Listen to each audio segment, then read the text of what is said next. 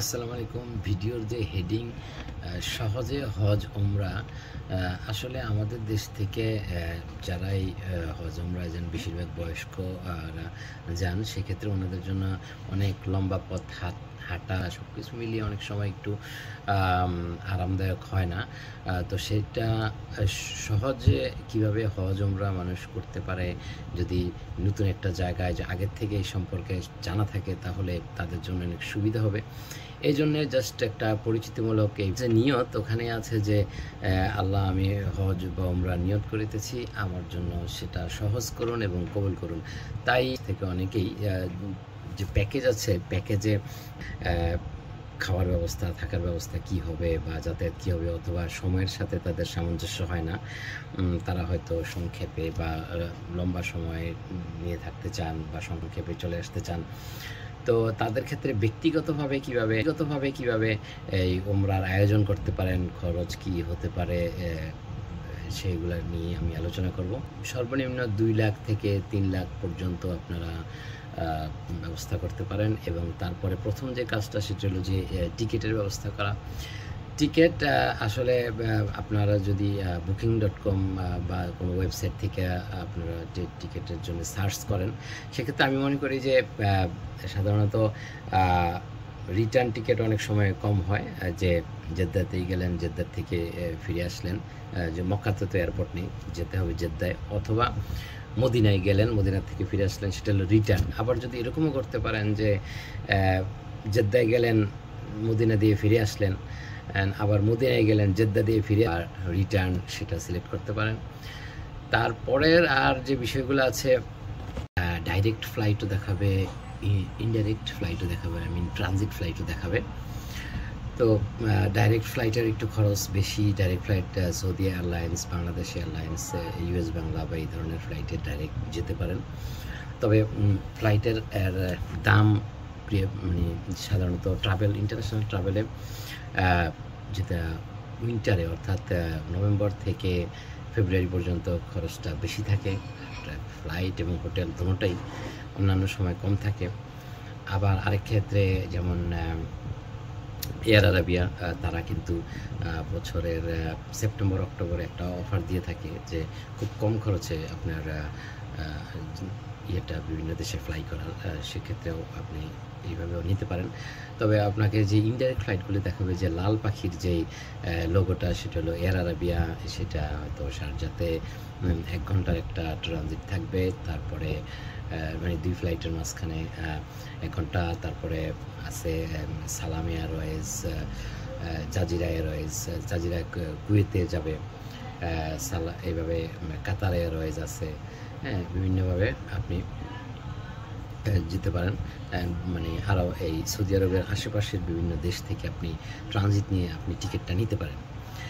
এখন টিকিট তো আপনার নেওয়া হয়ে গেল, সেটা হয়তোবা আপনি পরবর্তী যে পর্বটা আসবে, যে ভিসা কালেকশনটা আসলে এখনকার যে সৌদি হজ উমরা, মিনিস্ট্রি অফ হজ উমরা যে ভিসা ইস্যু করে, তারা ভিসার সাথে হোটেল রিজার্ভেশন চায়। অনেক ক্ষেত্রে ট্রান্সপোর্টও চাইতে পারে, হোটেল রিজার্ভেশন চায়। তবে আমাদের দেশের যেই যারা এজেন্ট আছে, আপনি তাদের কাছ থেকে হোটেল রিজার্ভেশন ছাড়াই আপনার 25,000 টাকার ভিতরে আপনি যে ভিসাটা পেতে পারেন। সেক্ষেত্রে আপনাকে হয়তো বিশেষ একটু রিকোয়েস্টের মাধ্যমে নিতে হবে। আর তারা হয়তোবা আপনাকে নুসুক হোটেল, যেটা নুসুক হোটেল হলো যে একটা হজ উমরা করার জন্য একটা আছে, অ্যাপ আছে অথবা ওয়েবসাইট আছে, একটা পরিষেবা আর কি, যেটা ফিচার তারা তৈরি করেছে, সেটা হলো নুসুক। তো নুসুকটা যদি আপনি ডেস্কটপে এক ধরনের ফিচার পাবেন, ট্যাবে আরেক ধরনের, যেটা ব্রাউজিংয়ের মাধ্যমে, অথবা মোবাইলে অ্যাপের মাধ্যমে আরেক ধরনের ফিচার পাবেন। এবং সেই নুসুক অ্যাপের ভিতরে কিন্তু আপনি সব কিছুই মানে হজ উমরার যত ওই যে নিয়মকানুন আমরা যে ভিডিওগুলো দেখি সেগুলো অনেক সুন্দরভাবে দেওয়া আছে। তারপরে ওখানে জিয়ারা বলে যে যেসব জায়গায় আপনি ঘুরতে পারেন ঐতিহ্যবাহী সেই জায়গাগুলি দেওয়া আছে। তারপরে ওখানে নুসুক অ্যাপের ভিতরে আপনার মানে হোটেল, কী হোটেল তাদের লিস্টেড আছে, তারপরে ফ্লাইট, তারপরে রেলওয়ে, মানে রেলওয়ে টিকিট কাটা সব কিছুই আপনি নুসুক অ্যাপের মাধ্যমে পেয়ে যাবেন। ভিসা ইস্যু হতে যদিও 1 সপ্তাহের বেশি সময় লাগার কথা না, তবে আমাদের দেশের জটিলতার কারণে আপনি 1 মাস আগেই ভিসার জন্য আপনি দিবেন। যাই হোক, টিকিট আর ভিসা যদি হয়ে যায় তবে সেই ক্ষেত্রে আপনি ওখানে যে যাবেন সেটা আপনি দেখবেন যে আপনি জেদ্দা এয়ারপোর্ট নামেন, এবং জেদ্দা এয়ারপোর্ট যদি নামেন, আপনি যদি ডাইরেক্ট ফ্লাইটে যান যেমন সৌদি এয়ারলাইন্স, তাহলে কিন্তু আপনি নামবেন টার্মিনাল 1-এ। আর আপনি যদি ইনডাইরেক্ট ফ্লাইটে যান তবে সেক্ষেত্রে আপনি নামবেন নর্থ টার্মিনাল। টার্মিনাল 1 শুধু সৌদি এয়ারলাইন্স এবং কিছু বড় এয়ারলাইন্সের জন্য দেওয়া আছে, আর নর্থ টার্মিনাল অন্যান্য দেশের সকল এয়ারক্রাফটের জন্য নর্থ টার্মিনাল। আপনি যদি নর্থ টার্মিনালে নামেন তবে সেক্ষেত্রে কিন্তু আপনি যে রেল স্টেশন ব্যবহার করতে পারবেন না। রেল স্টেশনটা কিন্তু আপনার এই টার্মিনাল 1-এ, যদিও রেল স্টেশনের জন্য আপনাকে অবশ্যই টিকিট কাটতে হবে। তবে আমার মনে হয় যে আবার রেল স্টেশনে যায় মক্কাতে গেলেও আবার সে আপনাকে স্টেশনে যেয়ে নামতে হবে, আবার আপনাকে গাড়ি নিতে হবে হোটেলের জন্য। তার চেয়ে আপনি জেদ্দাতে নেমে গাড়িতে যাওয়াই বেটার। সেক্ষেত্রে এই টার্মিনাল থেকে বের হয়েই আপনার ট্যাক্সি স্ট্যান্ড আছে, সেখান থেকে আপনি জেদ্দা থেকে মক্কা, সেটা দূরত্ব অনেকটা 1 ঘন্টার পথ, এবং সেই ক্ষেত্রে ভাড়াটা কিন্তু মানে 150 রিয়াল থেকে 250 রিয়াল, যার থেকে যা নিতে পারে। তবে সেই ক্ষেত্রে আমি বলবো যে যেহেতু সৌদি আরবে সম্পূর্ণ আরবি চলে, আপনি যাওয়ার আগে অবশ্যই কিছু প্রয়োজনীয় আরবি, যেমন 1 থেকে 100, 150, 130, তারপরে মক্কাতে যাওয়ার আগে আপনাকে যে হোটেল চয়েস করবেন বুকিং রিজার্ভেশন করার জন্য, সেক্ষেত্রে আপনি প্রথমেই সার্চ করে দেখবেন যে এই যে বাংলাদেশি রেস্টুরেন্ট প্রায়োরিটি দিবেন, যে বাংলাদেশি রেস্টুরেন্টটা কোথায় আছে। আপনি যখন গুগলে সার্চ দিবেন তখন আপনি দেখবেন যে কিছু এরিয়ায় বাংলাদেশি রেস্টুরেন্ট বেশি, যেমন মিসপালা এরিয়ায় বেশি, অন্যান্য এলাকায় কম আছে। তো আপনি হয়তো বেসড অন রেস্টুরেন্ট অনুযায়ী আপনি কী করতে পারেন যে হোটেল সার্চ দিতে পারেন। হোটেল সার্চ দেওয়ার সময় আপনি 3 to 5 স্টার হোটেল সার্চ দিতে পারেন, এবং হোটেলের সার্চ দেওয়ার পরে সেখানে আপনি হোটেলের ইনডোর আউটডোর সব ফটো আপনি দেখে নিতে পারেন, প্রাইস দেখে নিতে পারেন। প্রাইসটা 5 স্টার হলে তো আশেপাশে 400-500 রিয়েল বা 1000 রিয়েলও আছে, কিন্তু 5 স্টার একটু সামান্য দূরে হলে সেখানে 200 রিয়েলের ভিতরে 5 স্টার পেয়ে যাবেন। মনে রাখবেন মক্কার 5 স্টার কিন্তু অন্যান্য জায়গার অনেকটা 4 স্টারের মতো, ঠিক আছে। ওখানে যেহেতু অনেক বড় মানে ট্রাভেল ট্যুরিজম হয়, সেক্ষেত্রে এতটা মেনটেন করা যায় না। যাই হোক, তারপরেও 3 স্টার হোটেলও খারাপ না। তবে আপনি এই ডিস্টেন্স অনুযায়ী আপনি মানে হারাম থেকে সবাই একটু কাছের চায়, যাতে হেঁটে যেতে পারে। কারণ হেঁটে যাওয়া বলতে অনেক দূর পর্যন্ত কিন্তু গাড়ি চলে না, গাড়ি বন্ধ করে দেয়। পৃথিবীর বিভিন্ন দেশে, শহরে এরকম, আমাদের দেশের মতো রিক্সা নেই, সেক্ষেত্রে বেশিরভাগ হাঁটতে হয়। তো সেটা সেভাবে নির্ধারণ করবেন। বেশিরভাগ হোটেলের ওয়েটার কিন্তু বাংলাদেশি পাবেন, সেক্ষেত্রে ওদের থেকে হয়তো আপনি এক্সট্রা ওদের নাম্বার রেখে দিলে, একটু টিপস দিলে হয়তো এক্সট্রা সুযোগ সুবিধা পেতে পারেন। তাছাড়া সেই সুযোগ সুবিধা ব্যবহার করে আপনারা কিছু এক্সট্রা বালিশ বেডিং নিয়ে হয়তো ফ্লোরিংয়ে করা যায় হোটেলে।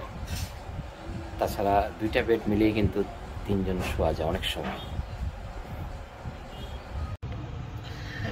কেউ যদি তাদের রেস্টুরেন্টের খাবার কারো হয়তো মানে সহজপাচ্য পেটের সমস্যা হতে পারে, তারপরে অন্যান্য শক্ত হতে পারে, দাঁতের সমস্যা থাকতে পারে, কেউ হয়তো নিজেরা বানিয়ে রান্না করার প্রিপারেশন নিতে পারেন। সেক্ষেত্রে যে ইনফ্রারেড চুলা, সেটা সেফ আছে। ইনফ্রারেড চুলাটা আপনি এবং পাতিল নিয়ে যেতে পারেন।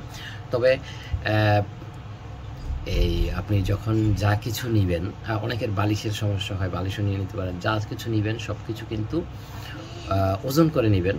তাহলে কী হলো যে আপনি কতটা কনজিউমেবল আইটেম নিতেছেন ওটা আপনি বিয়োগ দিবেন, আর যেটা আপনি ফেরত আনবেন ওইটা আপনি রেখে দিবেন। অ্যান্ড সেক্ষেত্রে ওখানে যে আপনি কী পরিমাণ ব্যাগেজ আবার কিনতে পারবেন সেইটা আপনি অবশ্যই আপনি ওজনের একটা নিক্তি নিয়ে যাবেন এখান থেকে।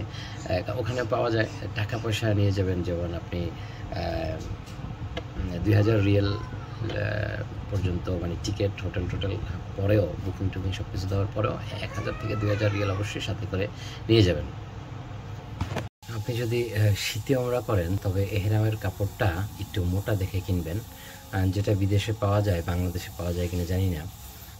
বাংলাদেশে বেশিরভাগ পাওয়া যায় যে পাতলা কাপড়, আর সেটা হলো যে কি জানি কাফনের কাপড় অনেকটা, তো সেটা কিন্তু গরমের দিনের জন্য সেটা কিন্তু পারফেক্ট।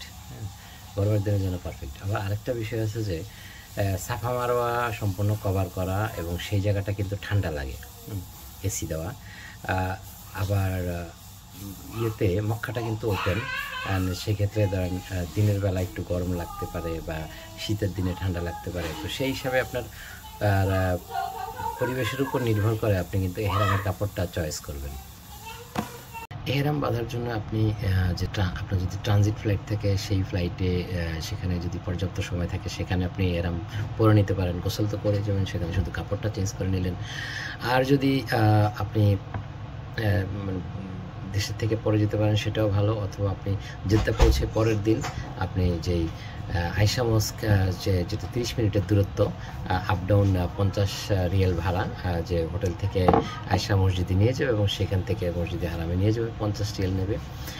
30 মিনিট যাওয়া আসে এবং ওখানে 2 রাকাত নামাজ পড়বেন। এই মক্কা মদিনায় প্রতি বেলা খাবারের মূল্য কিন্তু নাস্তা খেলে 12 রিয়াল পড়ে যাবে এবং ভাত সবজি কিন্তু 15 রিয়াল 20 রিয়াল পর্যন্ত পড়ে যাবে।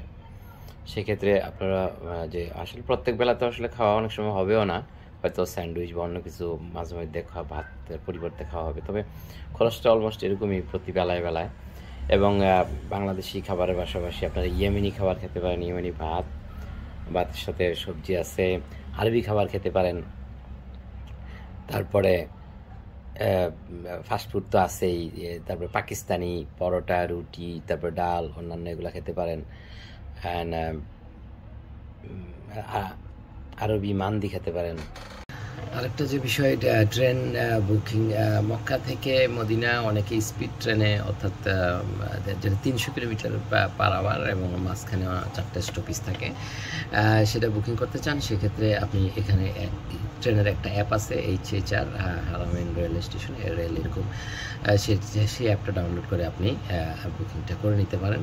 তারপরে সেক্ষেত্রে কিন্তু টিকিটের দেখাবে যে আপনার ব্যাগেজটা একটা জনপ্রতি একটা বড় ব্যাগ আর একটা ছোট ব্যাগ, মানে হাত ব্যাগ ব্যবহার করতে পারবেন এরকম লেখা থাকে, কিন্তু আসলে সেটা না, ওখানে কোনো এই ধরনের যাওয়ার পরে এই ধরনের কোনো সমস্যা হয় না। আপনি আপনার যেই প্লেনের যে ব্যাগেজ যা আছে, প্লেনে যতটা ব্যবহার করতে পারতেছেন ততটাই নিয়ে আপনি এরকমভাবে ট্রলি আছে, ট্রলি দিয়ে আপনি একবারে স্টেশন পর্যন্ত, মানে ট্রেন পর্যন্ত চলে যেতে পারবেন।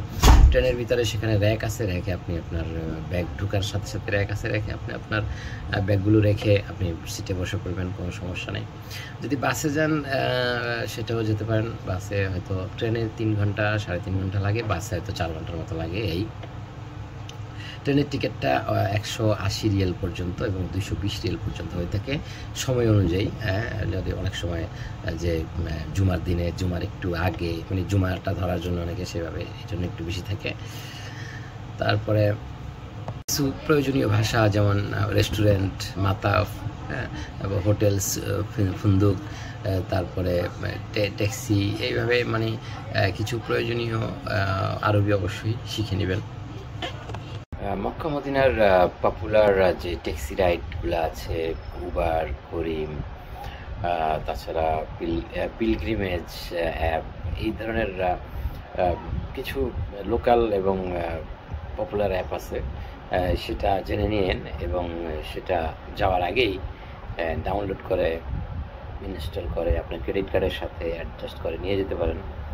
ওখানে আপনার ক্রেডিট কার্ড চলবে, আপনার ATM চলবে, ওই ক্রেডিট কার্ড দিয়ে বাজার করতে পারবেন, আপনার এটিএম দিয়ে টাকা উঠাতে পারবেন।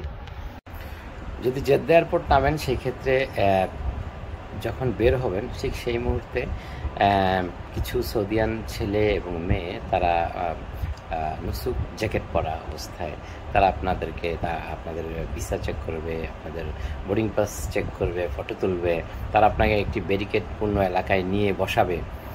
তো আসলে এটা একটা সৌদি সরকারের প্রজেক্ট যে ফ্রি, যেহেতু এয়ারপোর্টটা তারা মক্কায় নিয়ে যেতে পারছে না সেহেতু তারা জেদ্দা থেকে মক্কা ফ্রি একটি বাস সার্ভিস দেয়, কিন্তু সেই বাস সার্ভিসটা অ্যাভেল করা আসলে কঠিন, কারণ তারা অনেক সময় বসিয়ে রাখে। আপনি জার্নি করে গিয়েছেন এবং তারা সেই বসিয়ে রাখাটা আসলে আপনার কমফোর্টেবল হবে না। তো আপনি সরাসরি তাদেরকে অ্যাভয়েড করে বাইরে চলে গিয়ে আপনি আপনার ট্যাক্সি নিয়ে আপনি চলে যেতে পারেন অথবা তাদের সেই বসার স্থানে বসতেও পারেন যদি ফ্রি বাস সার্ভিস আপনি পেতে পারেন। সৌদিতে যে 2-3টা কোম্পানি সিম অপারেট করে, মোবিলি এবং অন্যান্য, তারা কিন্তু 40 রিয়েলে আপনাকে 60 মিনিট লোকাল অথবা ইন্টারন্যাশনাল যেটাই করেন আপনি সেটা দেয়, আর 5 জিবি দেয়, হ্যাঁ, 7 দিনের জন্য। তো 7 জিবি 5 দিনের জন্য এনাফ। আবার 70 রিয়েলে তারা আপনার 14 দিনের প্যাকেজ দেয়, সেটাও এনাফ। আপনাদের গ্রুপের মেম্বার যদি বেশি থাকে অনেক ক্ষেত্রে, বা আপনি যদি বাংলাদেশ আর অন্যান্য দেশ থেকে যান, সেখানকার সিমও সেখানে কাজ করবে, তো সেই সিমটা আপনি অ্যাজ এ রিসিভার হিসাবে মানে অতিরিক্ত ব্যবহার করতে। মক্কা শরীফে আপনি স্যান্ডেল পরেও হাঁটতে পারেন, সেই ক্ষেত্রে স্যান্ডেলটা মানে কেউ বাধা দেয় না, কভারের মতো আছে সেই স্যান্ডেলটা। বা অনেকে অবশ্য মহিলারা সক্স পরতে পারেন, সক্স পরেন, আর বৃদ্ধ যারা আছেন ওরা ওই যে স্যান্ডেলটাই পরে আর কি। জমজমের পানি কিন্তু ফ্রিজার পানি সরবরাহ করে, কিন্তু আবার নট কোল্ডও কিন্তু আবার পট আছে, আপনি ইচ্ছা করলে নট কোল্ড থেকে আপনার পানি সংগ্রহ করতে পারেন। বাথরুম ব্যবহার করার জন্য যেহেতু বেসমেন্টে যেতে হবে, অনেকে এসকেলেটর ব্যবহার করতে পারেন না, সেক্ষেত্রে কিন্তু লিফট আছে, আপনি কিন্তু লিফটেও ব্যবহার করতে পারেন। দেখে নেবেন যেটা মানে লেখা আছে যে বয়স্কদের জন্য লিফট, অথবা যারা শারীরিকভাবে অক্ষম তাদের জন্য লিফট, কিন্তু আপনিও ইচ্ছা করলে ব্যবহার করতে পারেন। হুইল চেয়ার আপনি ভাড়াও নিতে পারেন, ওখানে কিছু ইয়ে আছে আপনার ওষুধের দোকান, ওখানে দেখলাম যে হুইল চেয়ার তারা ভাড়াও দিচ্ছে। খাবার ওখানে অনেক ফাস্টফুডের দোকান আছে, ঢোকার পথে আপনি ইচ্ছা করলে ওখান থেকে খাবার নিয়েও খেতে পারেন। জমজম ওয়াটার কালেকশনের জন্য আপনারা এয়ারপোর্ট নেমে সাথে সাথে ওখানে জমজম ওয়াটার 5 লিটার কালেকশন করে নিতে পারেন অনলি 12 রিয়েলে, যেখানে পানি কিনতে গেলে 6 রিয়েল যাবে, সেম সাইজের 5 লিটার, ওখানে যাবে 12 রিয়েল। সেটা দিয়ে আপনি জমজম ওয়াটার কালেকশন করে আপনি ওনার হোটেলে, কারণ হোটেলে যে সাথে সাথে তারা জমজম ওয়াটার পাচ্ছেন না, আপনি জমজম ওয়াটার সেখানে ব্যবহার করতে পারলেন, ড্রিঙ্ক করতে পারলেন। এরপরে তাছাড়া আপনি এয়ারপোর্ট থেকে যখন মক্কায় যাবেন, যাওয়ার পথে মাঝখানে কিন্তু আপনার যদি নামাজের ওয়াক্ত হয় অথবা রেস্টুরেন্ট আছে, সেখানে ড্রাইভার বললে আপনাদেরকে একটু নাস্তা বিরতিও দিতে পারে, সেখানে আপনারা পরোটার সাথে ডিম এবং বিভিন্ন ধরনের নাস্তা খেতে পারেন। আর ক্ষেত্রে মক্কাতে তো সেক্ষেত্রে আপনার যে প্লাস্টিক ব্যাগ পাওয়া যায় 3 রিয়েলে, সেটা কালেকশন করে আপনার সেটা নিয়ে আপনারা, সেটা তো মানে ওই যে জুতার সাথে সেভাবে ভাঁজ করে রেখে দিবেন, জুতার ব্যাগের সাথে পরবর্তীতে আসার সময় ওটা পুড়িয়ে ফিল করে নিয়ে আসবেন, অথবা অন্য সময় শুধু পানির সংগ্রহের জন্য একবার যাবেন উমরা শেষ করে অথবা কোনো একটা ফ্রি টাইমে।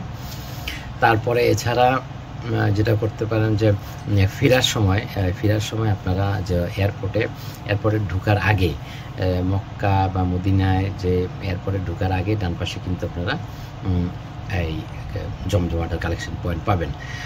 সেক্ষেত্রে অনেক এয়ারওয়েজ আছে যে আপনারা যে রিটার্নের যে ব্যাগেজ আছে, ব্যাগেজের ভিতরেই আপনার এটাও ওজন করে নেবে, অর্থাৎ যদি 20 কেজি থাকে আপনার রিটার্নে, অনেক সময় আবার ব্যাগে যে কয়টা ব্যাগ সেটাও কিন্তু আবার নির্ধারিত থাকে, সেটাও খেয়াল করবেন। দিয়ে কয়টা ব্যাগ বহন করতে পারবেন, কত কেজি।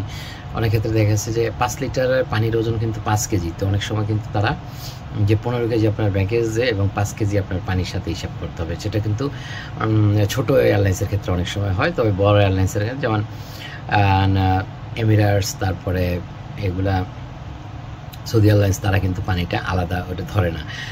আর এমিরেটস, অন্যান্য এয়ার আরাবিয়া, ওরাও কিন্তু অনেক সময় পানিটা তারা কাউন্ট করে না, অনেক সময় করে না, ম্যাক্সিমাম টাইমে।